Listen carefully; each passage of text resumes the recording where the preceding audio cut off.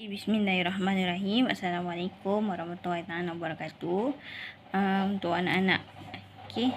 Jadi bismillahirrahmanirrahim. InsyaAllah untuk fiqh taharah, bagi darjah 1 kita teruskan lagi dengan tajuk 9. Mengapa perlu berwuduk? Mengapa perlu berwuduk? Okey. Kita tengok ayat Al-Quran ni. Allah Ta'ala berfirman, Innahu laqur'anun karim fi kitabim maknun la yamassuhu illal mutahharun tanzilum min rabbil alamin. Maksudnya bahawa sesungguhnya yang dibacakan kepada kamu itu ialah Al-Quran yang mulia, betul? Yang sentiasa memberi ajaran dan pimpinan, tersimpan dalam kitab yang cukup terpelihara, yang tidak disentuh melainkan oleh makhluk-makhluk yang diakui bersih suci.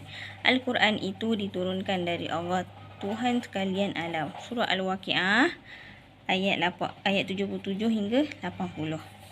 Okey, kita tengok yang bawah pula. Tengok gambar ni.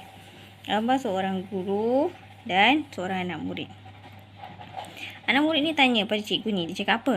Mengapa perlu berwuduk? Anak murid, maafkan Ustazah. Seorang ibu kepada anak. Okey, anak ni tanya kepada ibu dia. Okey, mengapa perlu berwuduk, Umi? Okey, lepas tu anak dia jawab apa? Soleh, kita perlu berwuduk kerana ada berapa? 1, 2, 3, 4. Ada 4 perkara. Okey, yang pertama, solat tidak sah tanpa berwuduk. Betul tak? Sebab tu bila nak solat, Ustazah akan ingatkan untuk ambil wuduk.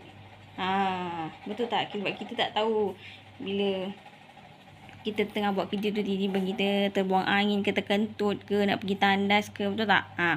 Jadi solat tidak sah tanpa berwuduk. Sebab apa? Solat tu kita nak bersih, kan? Kita nak bersih, kita nak suci, jadi kena berwuduk. Yang kedua, wuduk adalah wajib ketika hendak memegang Al-Quran dan tawaf. Bila kita nak pegang Al-Quran, kita wajib berwuduk.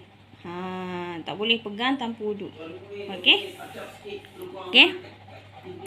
Dan ketika nak tawaf, tawaf ni waktu bagi tengok orang yang mengelilingi Kaabah kan. Sebab tempat tu sangat suci, jadi kita kena berwuduk. Dan yang ketiga, wuduk dapat membersihkan hadas kecil. Betul tak? Hadas kecil apa? Kita buang air kecil. Tu contohnya. 4. Wuduk dapat membersihkan diri kita dari dosa dan penyakit hati. Betul tak? Bila kita marah, kita geram dengan orang tu, mesti orang cakap pergi ambil wuduk. Nak tenangkan hati kita. Sebab apa? Kita dalam keadaan marah.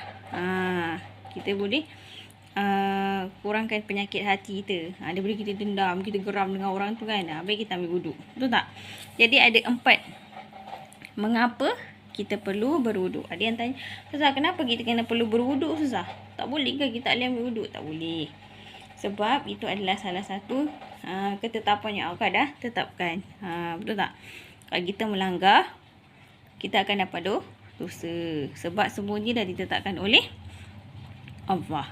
Jadi ada 4. Solat tidak sah tanpa berwuduk. Wuduk adalah wajib ketika hendak memegang Al-Quran dan tawaf. Wuduk dapat membersihkan hadas kecil.